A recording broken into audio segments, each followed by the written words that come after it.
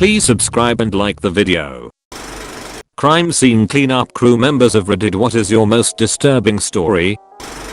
Hey, search and rescue personnel here. Working in Las Vegas, we see a ton of really messed up stuff. Chances are pretty high that, if we are looking for a missing person, we'll find an unrelated subject. Worst one was when we were deployed to find a female stuffed in a suitcase. After recovering the female in the suitcase, the coroner said it was the wrong female in a suitcase, and we were sent back out to find the right one. I guess I should clarify, though we aren't a cleanup crew, we are often tasked with body recovery. The coroner's office does the packaging and led us the investigation. We then solemnly carry them out. Everyone needs to come home eventually. There's someone out there who cares for them.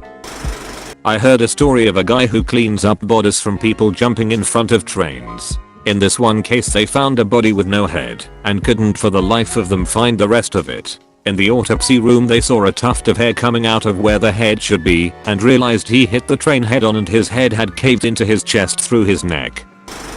Police detective here. In a rural area, a guy had passed away in his yard. In July, it was 8 days before someone found him.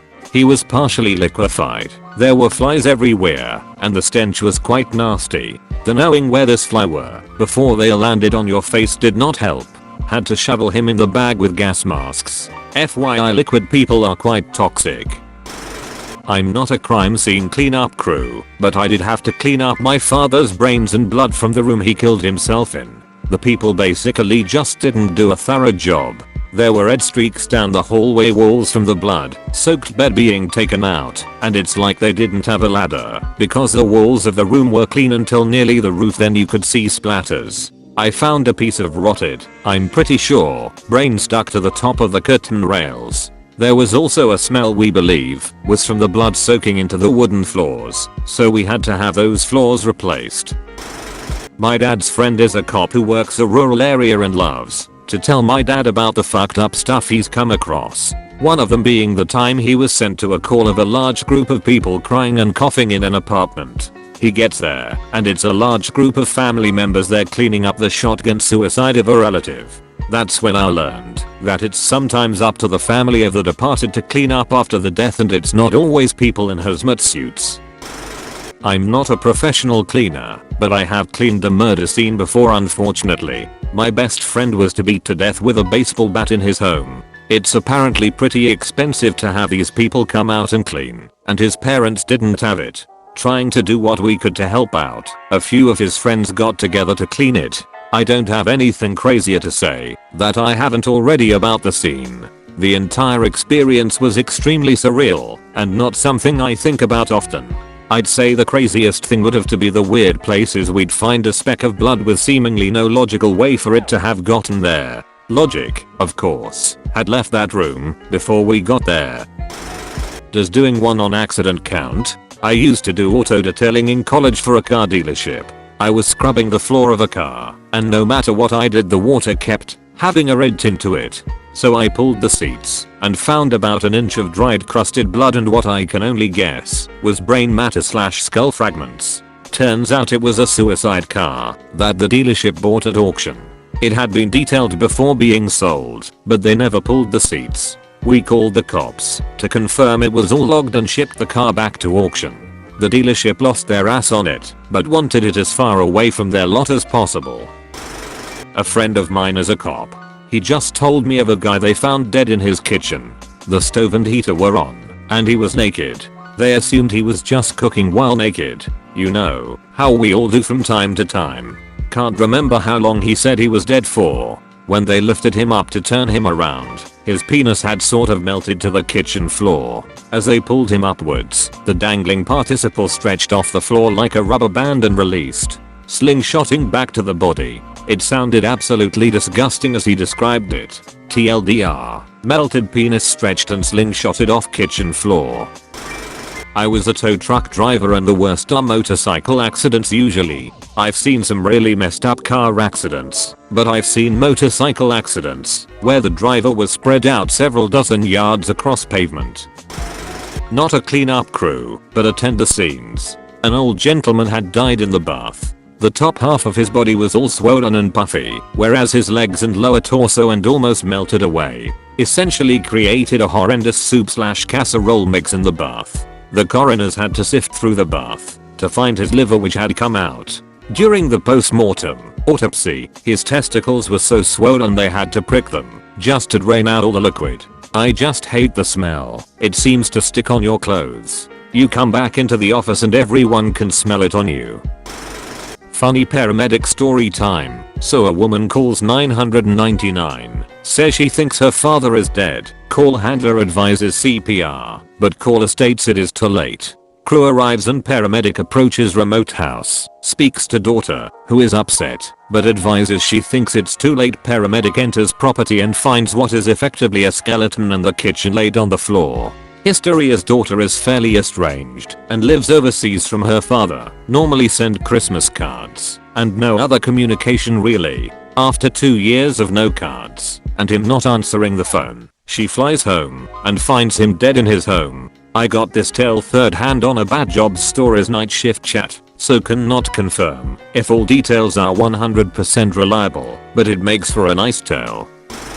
I've posted this before, but I feel it's relevant here. I'm a police officer and have been on a good number of death scenes. One that sticks out in particular was a suspicious death on the top floor maintenance stairwell of a 5-story apartment building. I arrived and could smell the body from the bottom floor in the lobby. How it took this long for anyone to call in a building filled with 100 people is beyond me. I got in the elevator and began to go up, the smell getting worse with each floor. My corporal was with me and he started to look a bit sick. The door to the 5th floor opened and I was hit with a smell I will never forget. The poor man was laying face down on the top floor landing, just inside the doorway to the stairwell.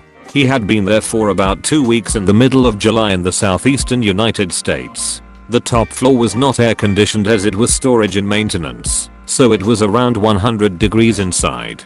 The man was bloated, leaking his juices everywhere, and his skin was a necrotic black color. The juices were leaking down the stairs, dripping onto the landings of the 4th and 3rd floor.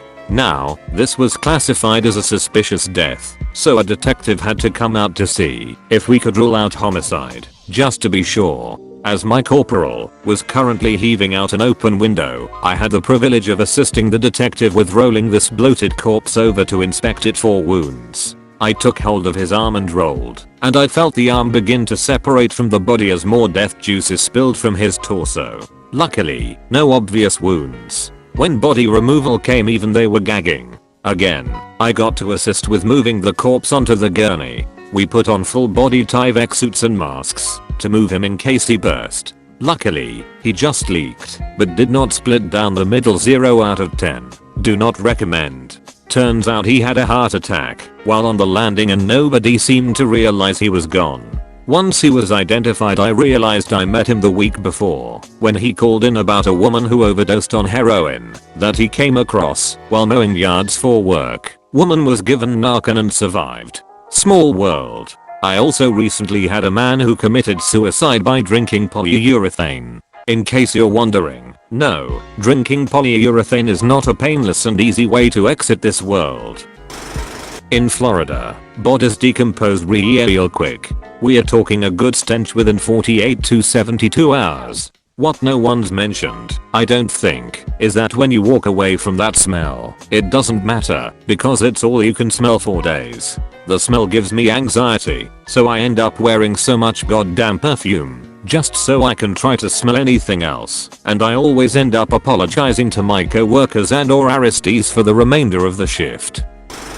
Police officer here. Attended a scene where a guy went to his ex's house, walked in, and murdered her as well as her mother and teenage son. It was clear from the scene that he had gone in with a rifle and shot the 3, but that the son had attempted to crawl to a phone in the kitchen. He then went out to his car and grabbed his shotgun and pumped a slug through each of their heads before putting one inside his own head. The son was in high school and was well on his way to college football. His girlfriend was scheduled to also be at the house, but had last-minute issues with a family illness. When I was in prison, we would take classes like HIV/AIDS prevention, drug and alcohol substance abuse, etc. Well, There was one class where guest speakers, who were friends with the chaplain, who ran the classes, would come share some pretty life-changing experiences with the group. At least that was the idea. One morning, a guy comes in, and he looks like a pretty normal dude. And he tells us as much too. Never been a drug addict, no problems with alcohol, had a family, nice job, and he was a volunteer EMT, or something similar to it. He was tasked with cleaning up car crashes most of time, so not crime scenes, but some gnarly shit a lot of time. He continues on about how on a routine call he and another guy were cleaning up a serious car wreck. Someone wrapped their truck around a tree. The guest speaker was cleaning blood out of the passenger side floorboards when his hand slipped, and he face planted in a puddle of blood. He knew immediately that he had it in his mouth and all over his face. I think some might have splashed in his eye, I forget honestly. Anyway, absolute worst case scenario ensues. The driver was HIV plus or some type of hepatitis, and he in turn becomes infected. His wife then fucking leaves him. She tells the kid/family her father is gay. They harass the shit out of this poor guy, and basically all around ruin this guy's life. Everyone in that room, in a prison mind you, knew that it could be worse. When he finished telling us that, he stuck around and answered a few questions. Not that many were asked. That was it. No feel good stories, no happy endings. Sometimes life just fucking sucks. So my mom used to do cleanup for a certain teal and yellow cleaning company and was the only one certified to do hazmat. They did cleaning for the county sheriff's department, and the one that stuck with her was in the back of a cruiser. They had a meth head as they described him, but he was so tweaked out of his mind he kept rubbing his face back and forth across the dividing glass and managed to wear his face off from ear to ear. I got to see the pictures of it before cleanup nearly 10 years ago, and it still haunts me to this day. I worked in CSI in Mexico. Once we went to a safe house where the police found 14 people who were tortured and executed. You could smell the iron from the entrance. Upon entering, there were 2 women with broomsticks taped to the anus and the vagina. In the upstairs bathroom they found a woman tied to the toilet, died of dehydration, had urinated and defecated on her 4 days. It was evident that they also raped her and beat her before turning her into a toilet. One of the rooms had 5 shackles on the wall, and in the center a metal bucket with water. The 5 people died of hunger and from beatings. The sickest was in the backyard. In a warehouse without windows there were several bodies that had their faces and hands removed. It was like watching a horror movie, but that's the narco in these places. Excuse my bad English. Not my experience, but a friend of the family who was a first responder. A teenage couple, boy and girl, were driving upwards of 100 miles per hour down a country road in Wisconsin at night. The male was driving and was wearing a seatbelt. The female was the passenger and was not wearing a seatbelt. The driver lost control and slammed into a tree. Our friend arrived first on the scene and found the teenage female had been thrown through the windshield and was in many pieces in the branches of the tree. The teenage male driver, who was seat belted in, was found nearly completely decapitated from his head to his body, with only a strip of neck flesh keeping his head attached. He had been driving so fast that the impact caused his seat belt across his chest to nearly slice his head from his body. I'm not a crew member, but I got a story. A few years back I couldn't get a hold of my brother, so my stepmom and I drove out to make sure he was okay. He lived 2 hours from me, and we haven't heard from him in 2 weeks. Not uncommon for him. He did do a lot of drugs and was a very solitaire guy. I crawled in a window and I didn't smell anything nasty, just smelled like a musty old house. Anyways, got the door open and we found him in his room. He was definitely a few weeks into decaying. He was very bloated and there was blood all over the room. I didn't initially see maggots, but from the report there was a ton in him, that they mistook the bullet in his head for maggots on this ray. We had to go back the next day to his house, and I found his tooth in the closet door rails on the floor. Also, the house smelled horrible oddly after the body was removed. His hair was stuck to the carpet and a few maggots were on the floor. To deter anyone from suicide, he shot himself in the head and lived long enough to put the gun under his mattress, and he laid down waiting for death, getting blood all over his mattress. The bullet was a .22, I believe. He realized that it was a mistake and got up to grab his phone and he fell over to the spot where I found him. Drugs are terrible. My aunt died a few months ago in mid to late October. She wasn't found until Veterans Day on November 11th. She was using the bathroom when he believed she likely had a heart attack from *HEM effort, to which she tried running to the back door to get help. Along the way, relieving herself on the floor, she fell short about 15 feet from the door and dragged herself another 10. She lied there for 18-ish days before a neighbor called for a wellness check. My dad, who is a cop, and I got up there before they finished cleaning up everything. At this point she had decomposed just enough to become a part of the carpet. However, the scaring part was not the body in late stage decomposition, not my dad's or my first time, but the remnants of her face which we could not scrub from the carpet. I didn't do a lot of crime scenes, unless you consider suicide a crime. We called it trauma cleanup. My first day I was supposed to clean fake vomit out of a cop car, but we got a suicide call. It was a Motel 6 and a 20-year-old guy checked into a room and shot himself in the heart. Somehow his dad knew where he was and got a key to his room. Dad opened the door, smelled gunpowder, and called the police because he knew what happened. Another suicide I did was unusual because 1, it was a woman. The vast majority of the suicide calls were men. And 2, she used a gun. I was told this was extremely rare, since women tend to take pills or slit their wrists. Some of my coworkers who had been in the business 10 years or more mentioned they'd never done a female suicide with a firearm before. She had a nice townhouse in a nice area, but was divorced and lived alone since her kids had grown up. Her home was very clean except for the blood.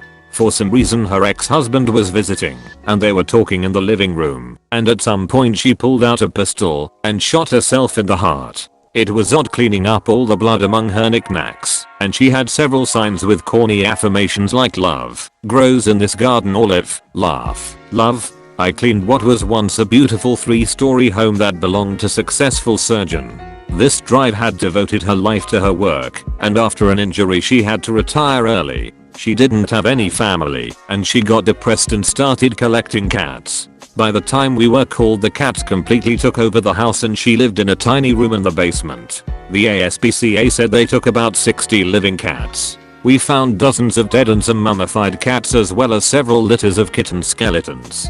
It was like a waking nightmare. The smell of ammonia was so intense the air felt thick. Every surface in the house was completely covered in several inches of mated cat hair and shit. The walls had so much fly shit on them, it looked like they had tar smeared on them. The bathtubs had at least 3 inches of shit. All the metal in the house, like cabinet hinges or cans of food, were completely oxidized or rusted from all the ammonia. I worked at a house that was in a very affluent area and was a family with young kids. The dad was cleaning out the tool shed and within a few days starting feeling ill. They had a trip planned, but dad insisted the wife and kids to without him and he'd catch a later flight. By the time they landed he was in the hospital. The family caught the next flight home, and when they got back he was dead. It took about a week for the CDC to figure out if it was the Hunter virus, presumably from mouse shit in the tool shed. The family had to abandon their big beautiful home and everything in it except for the clothes on their backs. It was all potentially contaminated. The airy part was how clean everything was, except the rotting bowl of fruit, the dried out houseplants, and all the books on mourning, like When God Doesn't Fix It.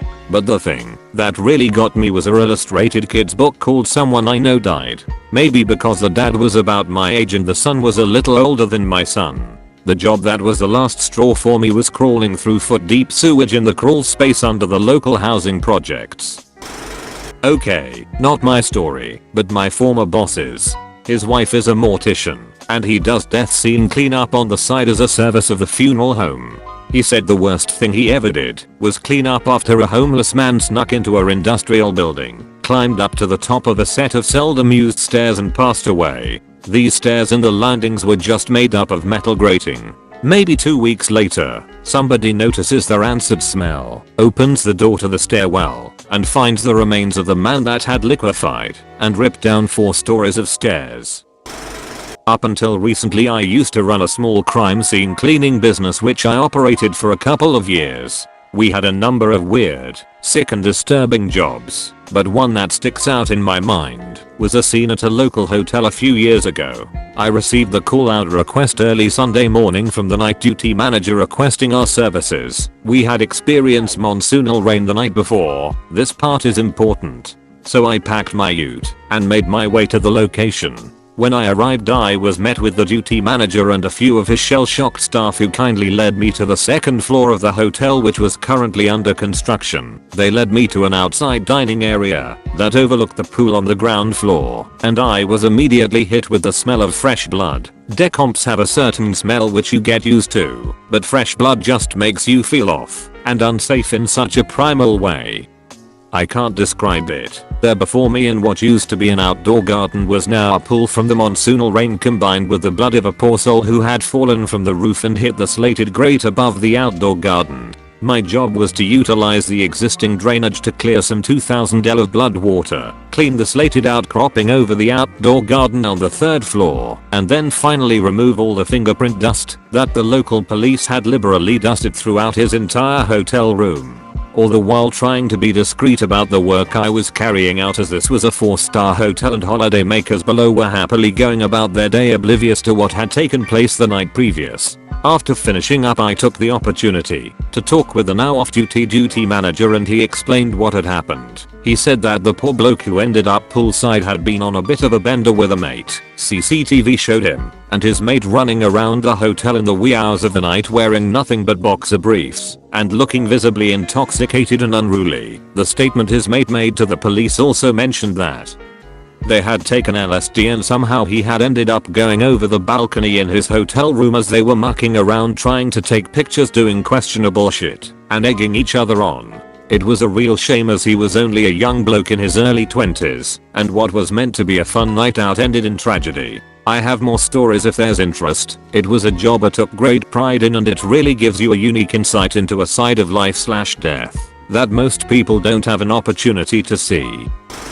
Worked as a call center claims representative a few years back. This story haunted me, and I had to take the rest of the day off. I received the call from the grandson of an elderly bedridden woman. He was the only one that ever checked in on her, but lived pretty far, so he would try to visit as often as possible, but that would be weeks apart sometimes. He arrived one day and opened the door with the worst stench, making him gag as the door swung open. The next thing he saw pushed him through to vomiting pretty much everywhere and running out and calling the cops. The poor woman had a brain aneurysm while in bed, too sick and weak to move or anything, and it had been 3 weeks between visits from the grandson. Blood was everywhere and the body was decomposing.